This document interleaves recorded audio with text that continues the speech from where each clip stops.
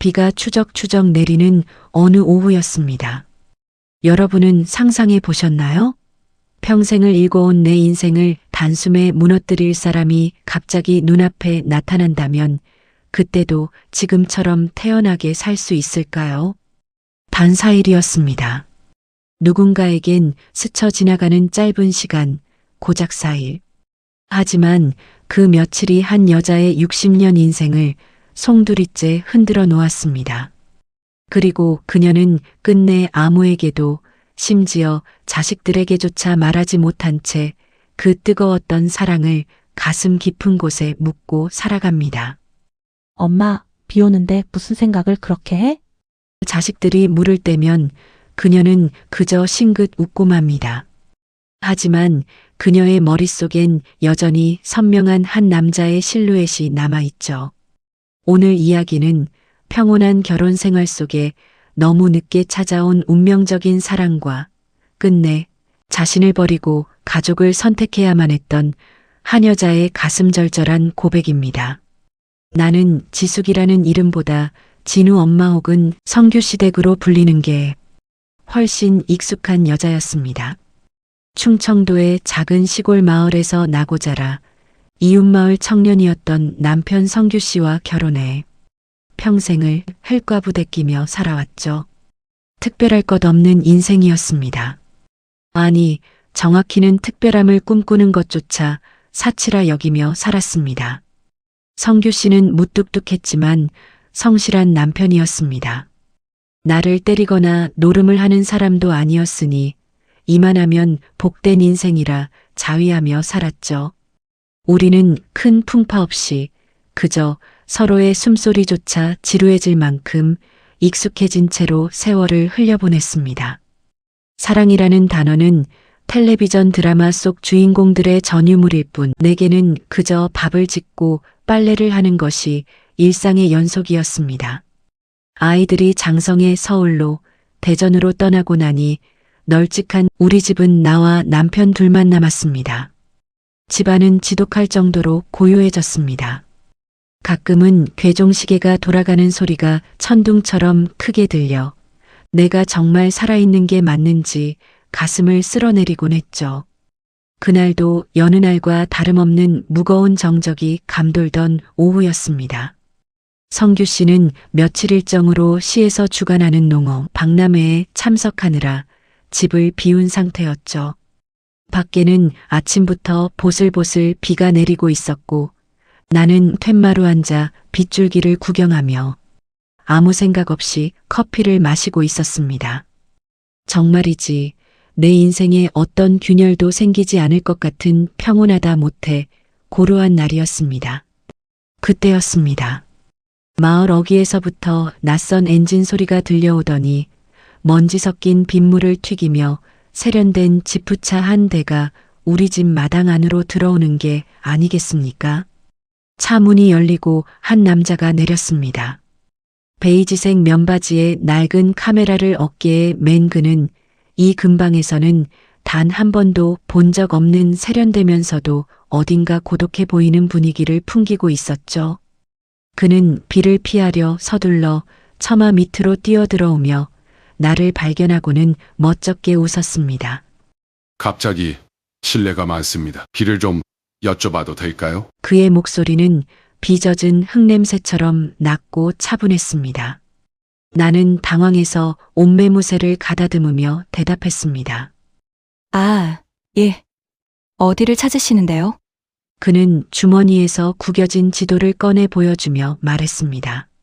여기 근처에 은빛 물결 다리라는 오래된 나무 다리가 있다고 해서요. 잡지사에 기고할 사진을 찍으러 왔는데 길을 찾기가 쉽지 않네요. 그의 이름은 도준이라고 했습니다. 서울에서 온 사진작가였죠. 도준 씨가 다리 이름을 말하는 순간 나는 묘한 전율을 느꼈습니다. 그 다리는 마을 사람들도 잘 찾지 않는 버려진 곳이었거든요. 하지만 그가 그 이름을 입에 올리는 순간 마치 금지된 세계의 문을 여는 암호처럼 내 귓가를 파고들었습니다. 지도만 봐서는 찾기 힘드실 거라고 내가 한참을 설명하다 보니 도준 씨의 표정이 난처해 보였습니다. 사실 그 길은 이 동네 사람들도 헷갈려하는 굽이길이 많거든요. 저기, 제가 잠시 같이 가서 길을 좀 봐드릴까요? 나도 모르게 튀어나온 말이었습니다. 내뱉고 나서 아차 싶었죠. 낯선 남자의 차에 덥석 올라타다니 평생을 조신하게 살아온 나로서는 상상도 할 수 없는 일이었습니다. 하지만 도준 씨는 환하게 웃으며 말했습니다. 정말 그래 주신다면 저야 너무 감사하죠. 비도 오는데 얼른 타세요. 조수석 문이 닫히는 소리는 마치 내가 알던 세상과 단절되는 소리처럼 들렸습니다. 차 안에서는 옅은 담배 향과 가죽 냄새, 그리고 그가 뿌린 듯한 시원한 향수 냄새가 섞여 묘한 분위기를 풍겼습니다. 성규 씨의 경운기에서 나던 기름 냄새와는 차원이 다른 세련된 도시의 공기였습니다. 우리는 은빛 물결 다리로 향하는 동안 소소한 이야기를 나눴습니다. 이 근처 풍경이 참 평화롭네요. 지숙 씨는 매일 이런 아름다운 걸 보고 사실 테니 부럽네요. 도준 씨의 말에 나는 피식 웃음이 났습니다. 매일 보는 게 논밭인데 뭐가 부럽겠어요? 저야말로 선생님처럼 자유롭게 돌아다니는 분들이 부럽죠. 다리에 도착했을 때 비는 한층 더 거세져 있었습니다.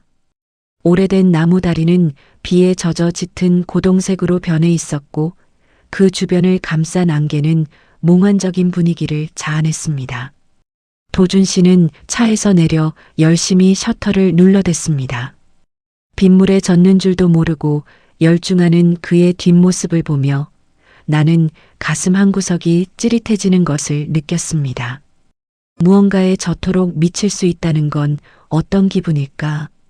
평생 가족의 뒷바라지만 하며 살아온 내게 그의 열정은 동경을 넘어선 충격이었습니다. 촬영을 마친 그가 흠뻑 젖은 채 차로 돌아왔습니다.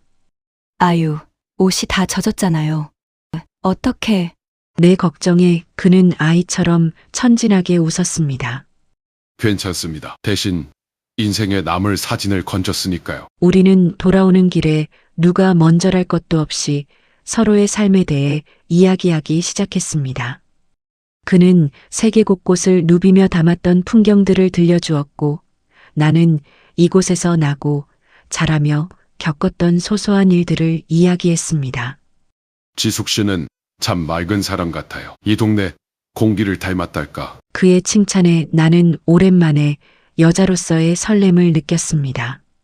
성규 씨는 평생 내게 예쁘다거나 고생했다는 말 한마디 건넨 적 없는 사람이었으니까요. 집 앞에 도착했을 때 도준 씨는 차를 세우고 나를 가만히 바라보았습니다. 내일도 이 시간에 다시 와도 될까요? 다른 포인트에서도 촬영을 해보고 싶어서요. 나는 수줍게 고개를 끄덕였습니다. 그게 우리 인생을 바꿔놓을 4일의 시작이었습니다. 둘째 날과 셋째 날 우리는 약속이라도 한 듯 만나 시간을 보냈습니다. 도준 씨는 내가 정성껏 준비한 도시락을 맛있게 먹어주었고 우리는 은빛 물결 다리가 잘 보이는 언덕에 앉아 해가 저물 때까지 대화를 나눴습니다.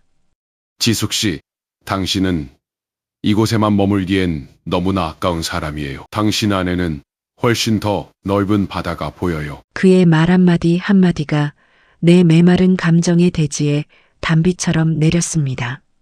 나는 그동안 누구에게도 하지 못했던 속마음을 털어놓았습니다. 남편과의 대면대면한 관계, 자식들을 다 키우고 난 뒤의 허무함, 그리고 한 번쯤은 나 자신으로 살고 싶었던 욕망들까지요. 도준 씨는 내 손을 가만히 잡아주었습니다. 그의 손은 따뜻하고 부드러웠습니다. 성규 씨의 거친 손과는 너무나 달랐죠. 사랑이라는 게 꼭 거창해야 할까요? 이렇게 마음이 통하고 서로의 존재만으로 위로가 된다면 그게 진짜 사랑 아닐까요? 그의 눈빛을 마주하는 순간 나는 깨달았습니다. 내가 평생 기다려온 사람이 바로 이 사람이라는 것을요. 이때가 내 나이 40 중반이었어요. 우리는 나이를 잊고 처지를 잊고 그저 남자와 여자로 서로를 바라보았습니다. 도준 씨, 왜 이제야 나타났어요? 조금만 더 일찍 오지. 내 울먹임에 그는 나를 꼭 안아주었습니다.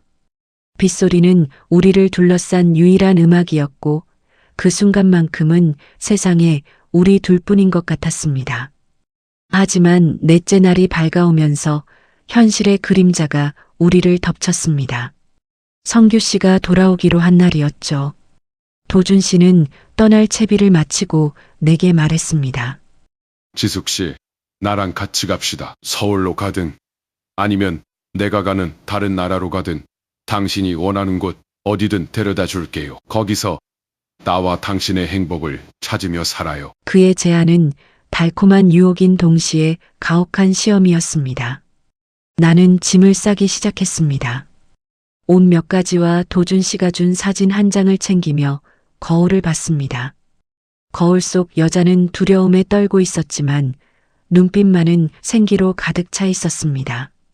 하지만 가방을 닫으려던 순간 방 안에 놓인 가족 사진이 눈에 들어왔습니다.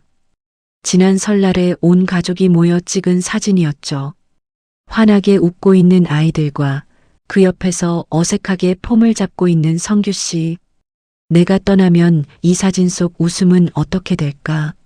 엄마가 바람이 나서 도망갔대라는 말을 듣게 될 아이들의 상처는 평생 나만 믿고 살아온, 표현은 서툴지만 성실했던 성규 씨의 무너질 가슴은 내 머릿속은 전쟁터처럼 어지러웠습니다.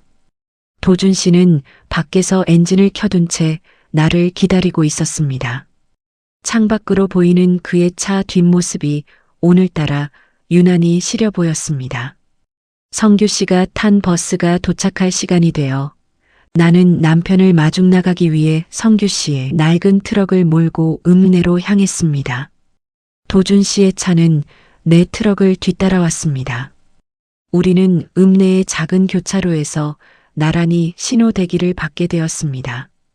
비는 그칠 줄 모르고 퍼부어댔습니다. 와이퍼가 바쁘게 움직였지만 내 눈앞은 눈물로 가득 차 흐릿하기만 했습니다. 옆 차선에 선 도준 씨가 창문을 내리고 나를 보았습니다. 그의 눈에는 애절함이 뚝뚝 묻어나고 있었죠. 지숙 씨, 지금이에요. 내 차로 건너와요. 빗소리를 뚫고 그의 목소리가 들리는 것만 같았습니다. 내 손은 이미 차 문 손잡이를 꽉 쥐고 있었습니다. 이걸 당기고 문을 박차고 나가기만 하면 나는 지숙이라는 이름으로 다시 태어날 수 있었습니다. 하지만 그때 조수석 시트 위에 놓인 성규 씨의 낡은 작업 장갑이 보였습니다.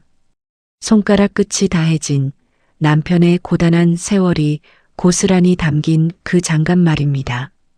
그 장갑을 보는 순간 내 몸은 돌처럼 굳어버렸습니다. 나는 도준 씨를 사랑하지만 성규 씨를 버릴 수는 없구나. 이건 사랑의 무게가 아니라 내 삶의 책임이구나. 나는 결국 손잡이에서 힘을 뺐습니다. 신호등이 초록불로 바뀌었습니다. 도준 씨는 차를 출발시키지 않고 한참을 머뭇거렸습니다. 뒷차들이 경적을 울려댔지만 그는 나만을 바라보았습니다. 나는 핸들을 꽉 잡은 채 정면만을 응시했습니다. 한 번이라도 그를 쳐다보면 내 의지가 무너져 내릴 것 같았거든요. 마침내 도준 씨의 차가 천천히 움직이기 시작했습니다. 빗줄기 너머로 멀어져가는 지프차의 뒷모습을 보며 나는 운전대에 얼굴을 묻고 오열했습니다. 내 인생에서 가장 빛나던 사일이 그렇게 빗물에 씻겨 내려가고 있었습니다. 남편 성규 씨를 태우고 집으로 돌아오는 길 그는 아무것도 모른 채 박람회에서 본 새로운 이야기를 늘어놓았습니다. 여보, 이번에 가져온 씨앗이 아주 실하더라고. 내년 농사는 대풍이겠어. 나는 그저 그래요. 고생 많았네요 라고 대답하며 마른 침을 삼켰습니다. 성규 씨는 내 눈이 부은 걸 보고도 비가 오니까 눈이 침침한가 보네라며 무심히 넘겼습니다. 그 무심함이 그날은 왜 그리 고마우면서도 서러웠는지 모릅니다. 그렇게 나는 다시 성규 씨의 아내로 진우의 엄마로 돌아왔습니다. 마음 한구석을 그 다리 아래 깊은 강물에 던져버린 채 말입니다. 그로부터 수십 년이 흘렀습니다. 성규 씨는 5년 전 내 손을 꼭 잡은 채 조용히 눈을 감았습니다. 그는 끝까지 내가 가슴에 품었던 비밀을 알지 못했습니다. 남편을 떠나보내고 장례를 치르며 나는 많이 울었습니다. 사람들은 평생 금실 좋게 살더니 사별의 아픔이 큰가 보다라며 나를 위로했죠. 하지만 그 눈물 속에는 성규 씨에 대한 미안함과 더불어 평생을 숨죽여 살아야 했던 나 자신에 대한 가련함이 섞여 있었습니다. 이제 자식들도 다 제 살 길 찾아 떠나고 나는 다시 홀로 이 집을 지키고 있습니다. 가끔 몸이 예전 같지 않을 때면 나는 서랍 깊숙이 넣어두었던 낡은 상자를 꺼냅니다. 그 안에는 도준 씨가 떠나기 전 내게 건넸던 은빛 물결 다리를 배경으로 찍은 내 사진 한 장이 들어 있습니다. 사진 속 나는 내가 알던 지숙이가 아니었습니다. 세상에서 가장 아름답고 가장 사랑받고 있는 여자의 얼굴을 하고 있었죠. 도준 씨는 그 후로도 사진작가로 이름을 날렸다는 소식을 신문을 통해 접했습니다. 그는 평생 독신으로 살았다고 하더군요. 그 기사를 읽으며 나는 조용히 읊조렸습니다. 도준 씨, 당신도 나처럼 그 사이를 평생 먹고 살았나요? 세월은 참으로 무정해서 이제는 그 뜨거웠던 감정도 희미한 옛사랑의 그림자처럼 느껴집니다. 하지만 비가 오는 날이면 여전히 내 코끝에는 그날의 향기가 스치고 귓가에는 낮은 엔진 소리가 들리는 듯합니다. 나는 후회하지 않습니다. 떠나지 않았던 선택도 내 인생이고 그를 사랑했던 사일도 온전히 내 인생이니까요. 다만 가끔 하늘을 보며 묻곤 합니다. 만약 우리가 다른 생에서 만난다면 그때는 은빛 물결 다리 위에서 서로의 손을 놓지 않아도 될까요? 이제 내 생도 얼마 남지 않았음을 직감합니다. 나는 자식들에게 남긴 유언장에 한 가지 부탁을 적었습니다. 내가 죽으면 선산이 아닌 은빛 물결 다리가 내려다 보이는 강가에 내재를 뿌려달라고요. 살아서는 가족의 울타리 안에서 충실히 살았으니 죽어서는 바람이 되어 그 다리를 자유롭게 넘나들고 싶습니다. 그곳에 가면 혹시 기다리고 있을지도 모를 그 사람을 만날 수 있을지도 모르니까요.